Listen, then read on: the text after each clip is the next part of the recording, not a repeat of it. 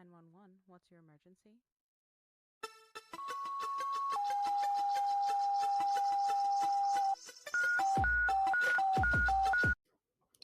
The following content is graphic, emotional, and includes dark humor that may not be suitable for all listeners. Discretion is advised. These stories are based on real-life EMS, military, and healthcare experiences. Calls are real, providers are real, names and details have been changed to protect privacy. They may be disturbing to some and are definitely inappropriate for HR department. Any medical or mental health discussion is personal experience, not protocol. Use your damn brain. Follow your local guidelines, and when in doubt, call med control. If you're struggling, don't do it alone. Talk to someone, a coworker, a friend, a therapist, or hell, reach out to me. I'll answer. Need help right now? Text or call 988 or visit 988lifeline.org. So, why do you think it is that we treat the painful sessions of life like it's temporarily gone wrong? What do you think that is? Sorry, that just popped in my head. No, it's a great question. I mean, I think because it takes a different worldview to embrace pain as part of life. The natural instinct in our culture is just to push it away. So to say it's just a blip.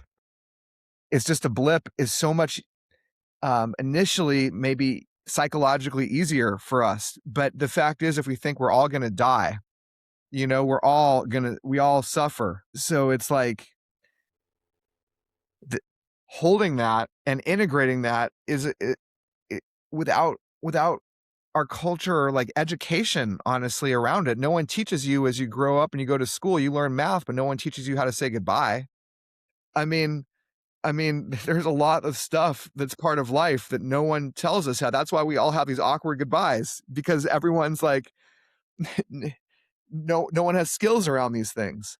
And it's and maybe part of those skills are like spiritual skills, perhaps, that maybe used to be more in the spiritual realm, but now our world is so complex and crazy that fast and that we need you can see there's a lot of bad stuff happening, and it's like, why? And I think part of it is because if we're just trying to push away the pain and we don't know how to respond to it, we're likely to have that pain, come out in ways that hurt one another. And we go numb, and then we're not part of a solution.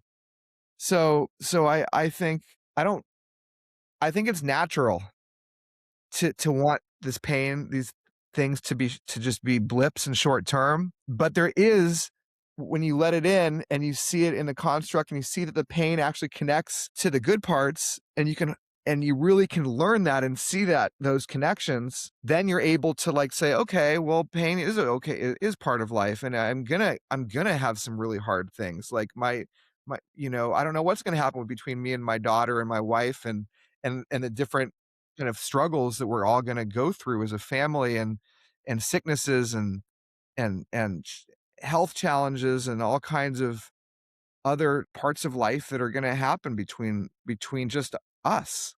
And that's, uh, you know, kind of scary to think about, but I know that that's coming. Yeah, and that's part of being resilient, in my opinion, too. Is we have to be resilient to be humans.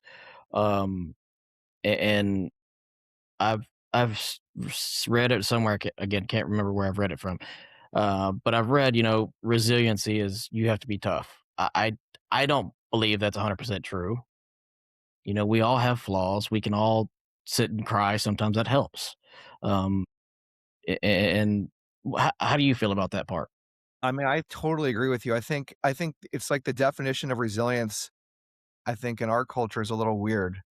Uh, That's true. because because yeah, it's like, and there's a lot of now more and more research about this too, that if you're just resilient thinking, oh, I'm going to be tough and not feel anything and just let it bounce off me like Teflon or something, that that that's resilience.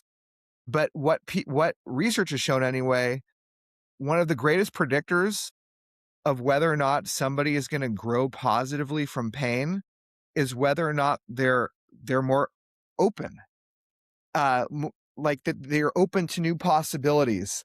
The more fixed we are, the more kind of tight we are, the less we're going to be able to let that pain move us to somewhere new that is a new possibility. If we just try to cling to what was and what is, that's where we get in big problems, because you can never, we're always evolving and growing. We can't go back. We can't go back to exactly what it is. There's something new that happened to us, and we have to find ways to have that part of our life. Trying to get back is just a fool's errand, because you can try forever, but you can never go back, because even that trying is new. So it's like better to see where, what's possible now, in spite of the pain, or even maybe because of the pain. If you think it's too heavy to say it anyway. It beats a eulogy. You don't have to apologize for surviving however you can. You're not the reason things are heavy. You're the reason they're still moving. Need support right now? Reach out to me. Reach out to somebody. Text or call 988 or visit 988lifeline.org. You're not alone. Not in this job. Not in this fight. Want to share your story or connect? Visit critical-run.com or message the Facebook page, Dispatched and Dysfunctional. We're building this for you, for them, for all of us.